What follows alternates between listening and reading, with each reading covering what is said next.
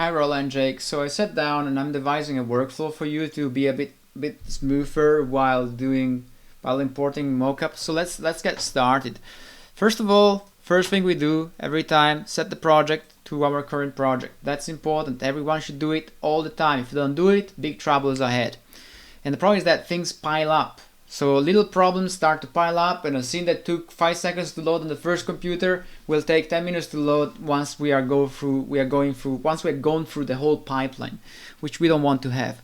Then I want to show you a couple of features of this aircraft, and one of them is into the scenes folder you have rigs. Into the rigs folder you have the default FBX skeleton, which is a file that I made that contains a default FBX skeleton with already the skeleton definition applied to it, so that you don't have to manually load it every time you import a mockup clip. So that's good.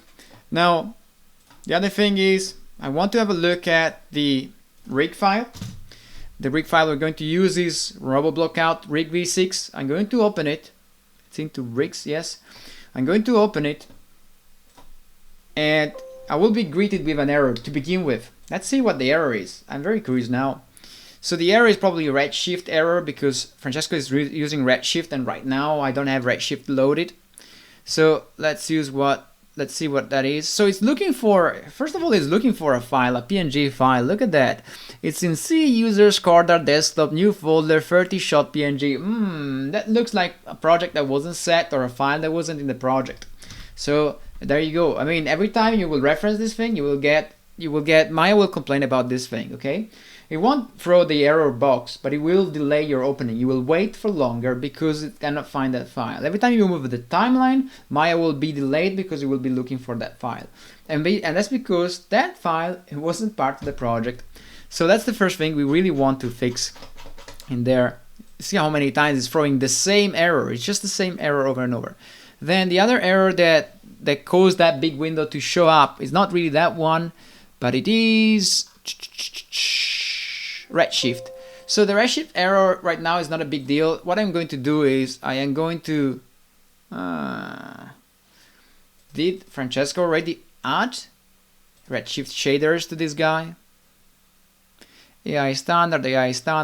So he didn't do that. So what I'm going to do is I'm going to optimize the scene size. If you go down under unknown nodes, you can optimize now only with that button, because optimize, guys, means delete. And I'm going to click on OK there, and that should get rid of Redshift nodes. Then I'm going to find out that PNG file that the file is looking for. So you see, before we even start working, we have to do the cleanup. And here all the file nodes are named file, very conveniently. So now we have to go one by one and find out where the file is. So there's one taken from the desktop of Francesco. There's one desktop of Francesco. There's one documents of Francesco. So maybe, you know what, I will go edit, delete unused. There you go. Because these were the texture files that were used in the dummy robot that Francesco used, and it didn't clean the scene, so they were all loaded upon loading the files. So they would just be slowing down the loading. So, I mean, this is not a big deal, it's a small file, but once you load this thing into a file that has 10 robots, for every robot you will have a delay of a few seconds in loading because of this error. Every time you move the timeline, same delay. So by the end of the day, you may accumulate hours of delay just because of that. So we don't want that, which is why we're running this deep clean in here. We really don't want any error coming our way. So I'm going to save this thing as a version 7 optimized. And I'm going to make a new file, open that version 7. You see we have a bit of a problem there, and it's because my Maya didn't store the extension, so I'm going to store it manually. So I'm going to open that, and now no errors, and also possibly no warnings. Let's see. There you go. It seems like this is clean. So we opened it, seems okay. These guys we don't need. So now we have a better file, less complaints. Now let's have a look at the human AK. The current human AK is looking for two different characters. One is called character 1, which is however an empty definition. So why do we need that? Just to make things more complicated later? No, we don't need that. So I'm going to delete the control rig in there, see if that makes any sense.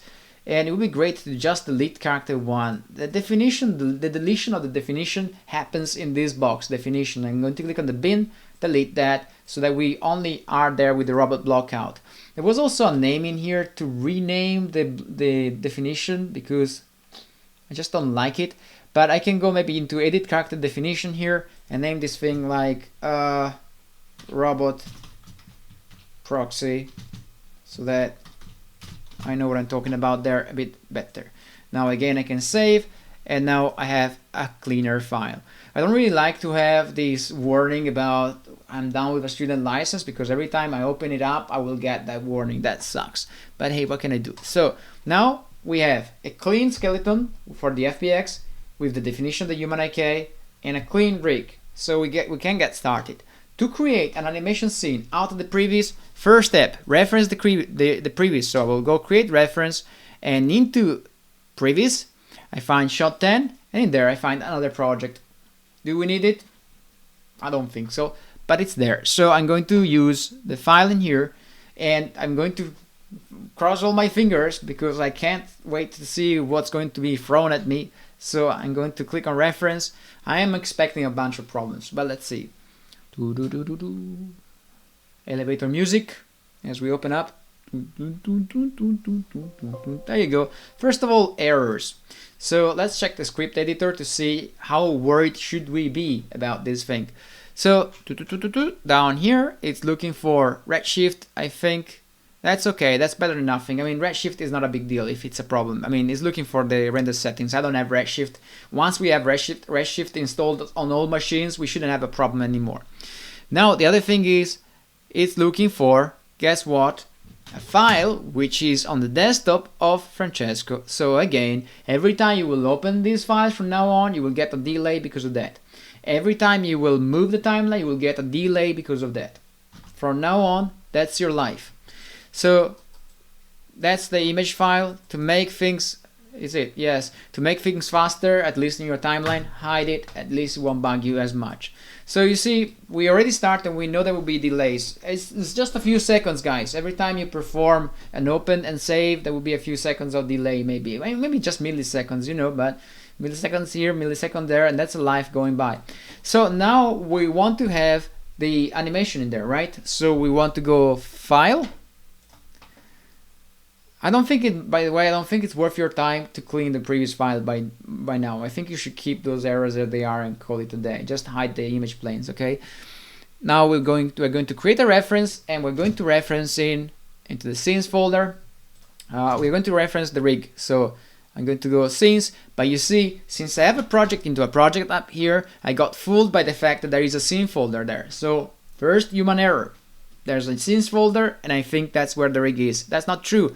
The rig is in the scenes folder of our project, not the one of the previous folder. So in there, I'm going to go and grab the latest file, reference it. I shouldn't get any error there because I cleaned the file. And our robot is somewhere over there. This dude is our robot, right? If I go open the human IK, I should be able to find the robot block out. It's a very long name, so I can go into File, Reference Editor, and I can change this thing into R, stands for rig. And now up there you see that the name is a lot more readable, easier. Now we need the standard skeleton, the FBX in a T-pose.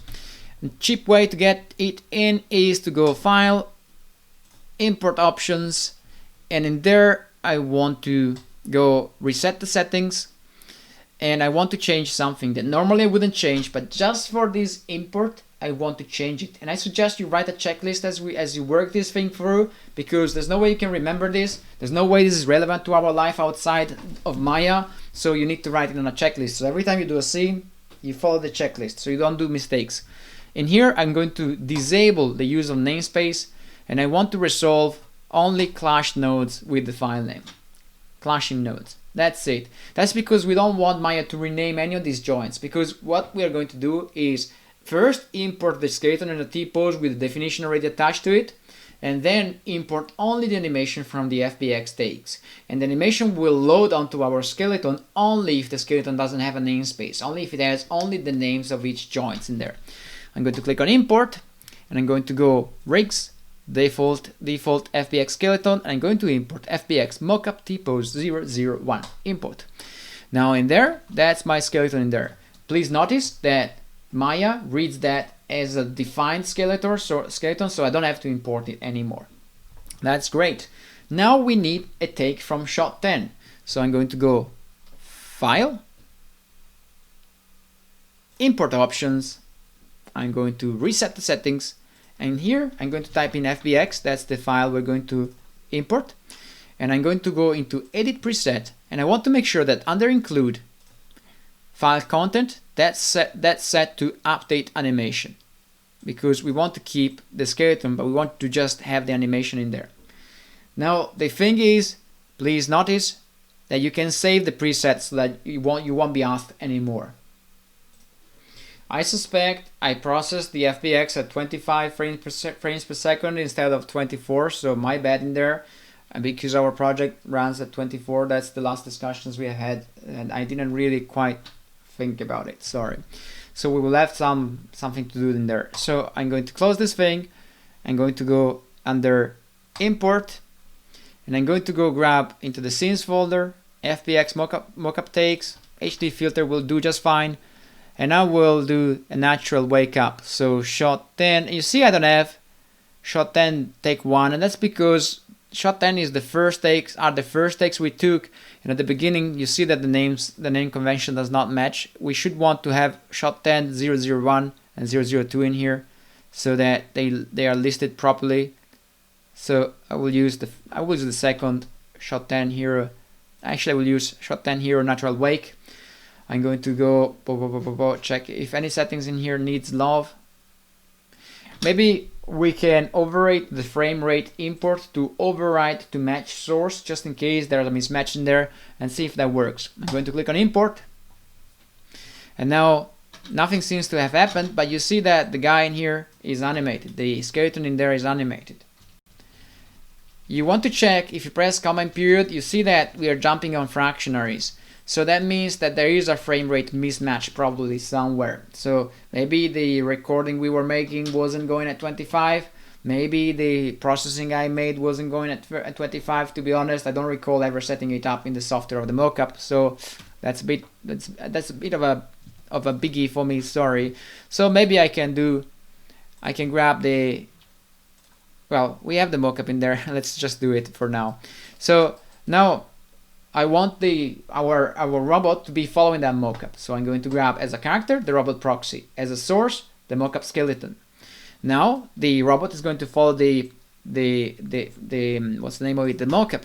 But as you see, they're not aligned. No biggie there, guys. Just don't sweat it. I mean, you can, if you want, find a way through the definition to offset the parent, and then just don't even waste time on it. What you want to do really is, first of all, you want your robot to go to where you need it to be. So I will go grab frame 1. I'm on frame 1 right there. So frame 1, see here is frame 1, and I'm going to grab the reference node for the mockup. I'm going to put it on an animation layer, and on that layer, on frame 1, I'm going to place the character where it needs to be. That's going to cause the animation to be offset for the whole duration of the animation, right? So there. I'm going to place it there in its box, hit S, and now the whole animation is going to take place there. Yes? Now I'm going to go and check what the animation is in here. I'm using the previous camera, right? We need that. And you see that the character wakes up before we are even done with the camera. That's a bummer. So we need that wake up to happen earlier. See? So we need that wake up to happen. It's happening now. It starts now at around frame 422. I need it to happen at around 570.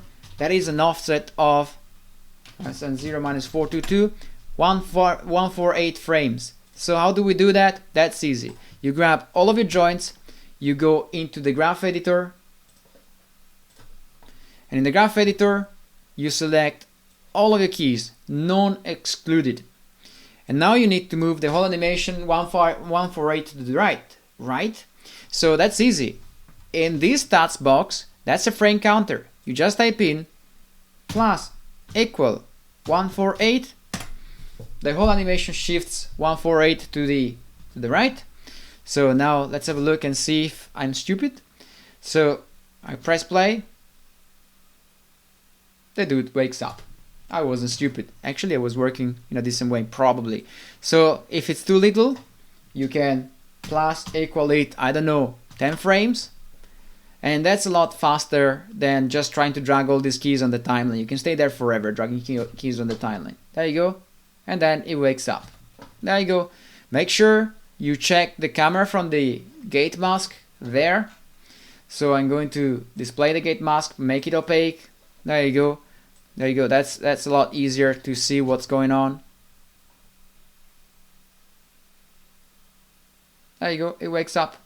That's the end of our shot. We have the mocap in there. We are controlling it. And for now, we can substitute the rig at the back. Now, for the previews, we have the environment of the previews and the rig. Once you will have the environment of the actual environment of this shot, you're going to reference the environment of this shot until eventually you will be able to unreference the previews or to tick it off.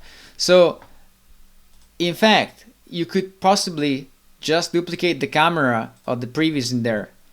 Let's see if it's possible. Let me save this shot as an animation shot before anything crashes in there. So shot 10, and this will be shot 10.002. Why can I not save it? Let's have a look. I can't save it because probably the previous contains unknown nodes, so that forces me to work in Maya binary, which I don't really want to do. I prefer to work in Maya ASCII for a number of reasons. First of all, if you lose data, you can stand a chance to recover it if you work with Maya ASCII, but you can't if you work with Maya binary. So in here, I can't save in Maya ASCII because I don't have Redshift installed, so I will use Maya binary. But normally, I mean, guys, installed but some of you don't have Redshift and can't have it because. So, just a second. Yeah, I will use Maya binary, but you guys need to use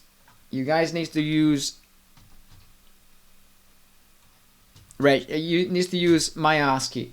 If you are on a Mac and you can't use Maya ASCII because you don't have Redshift, please install Redshift anyway. Even if you have a Mac, install Redshift, and then we will find a way to somehow make at least Maya read the nodes of Redshift. Okay, so I'm going to save this file. There you go. That's my animation file in there. So if I wanted the camera to be the camera of the animation and not that of the previous, I can try. Maybe I stand a chance to go grab the camera, go duplicate spatial. Let's see what happens if I duplicate the input graph. Whoa, that's interesting. How many cameras there are in here? Let's see.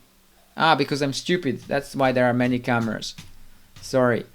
There are so many cameras because I used the duplicate spatial for another demo and I'm making 15 copies. I just need one. So I will make group underworld, number of copies 1, duplicate input graph. Duplicate the camera. The camera should be duplicated with the same keys. Let's see if I'm dreaming. Seems to me that is working. And that will be your animation camera.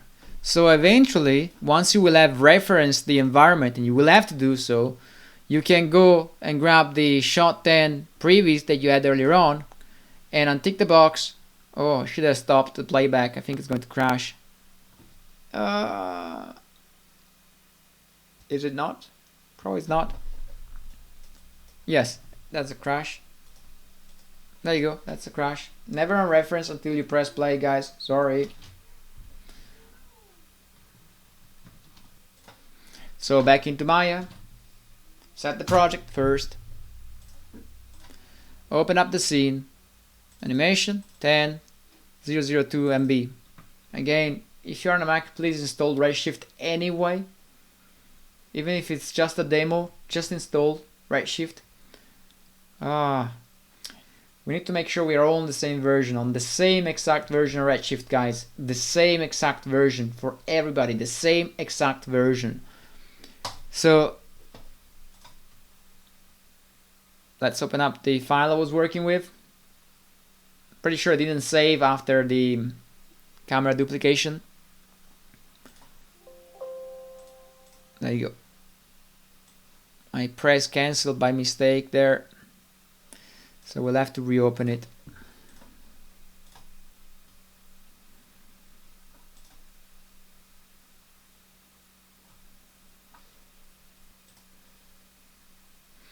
There you go. I opened the file. Remember, I have my animation there. There you go. I retimed it. Remember. You will have to retime your animation if need be. I mean, the thing is, we want to see this previs again, so that it matches exactly what we need in terms of performance and camera work. To duplicate the camera, remember, go under Edit, Duplicate Spatial. You want to reset maybe up here, and you want to duplicate Underworld and duplicate the input graph. Only one camera will work for us, shot 10. If I look through the camera, there you go, I should get exactly the same motion. And I do, that's great. Eventually, when you have the environment, you will want the environment to be referenced. So to import the environment, you won't actually import it, you will go create reference, and you will go reference the environment until eventually you will not need the previs anymore, and you will just untick that box. Until one day you may even remove that box. Please don't crash. Let's see. There you go. So now you see that I have a scene that does not have the previs anymore. That will remove a lot of the errors in opening that I have in there. Let's have a look at it, see if it works. There you go. Look at that. And that's my scene. That's it. So that's your typical average animation scene. Please install Redshift so that you can save in Maya ASCII. Now I didn't install Redshift. I didn't think I would be doing it tonight, so I didn't install Redshift. So this is how I would go about doing an animation scene. When you play Blast,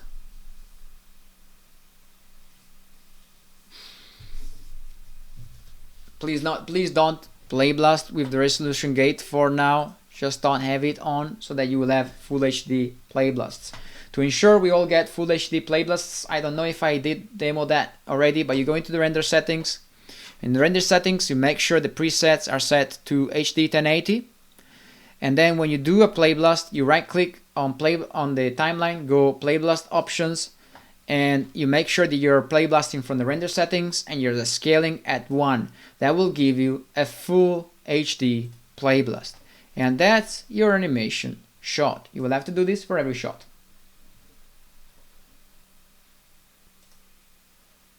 At any rate, that's the animation shot, and for as far as you can go with it right now, because you don't have a control system. So essentially this is an advanced previs, it's not really animation. You're retiming the mockup so that the animation matches more or less, but that's about it. Please write on a spreadsheet which take you're employing in here. That's really useful. And if you retimed this animation like I did, please also write in there how you retimed it, just so that we keep track of the edit that happened to the mockup, because at a later stage you will have to go in there again and you will want this thing to be kept somewhere. We might not need it, okay? We might not need it, but we might need it, and it's just a couple of numbers on the spreadsheets, so it's useful to have it sometimes.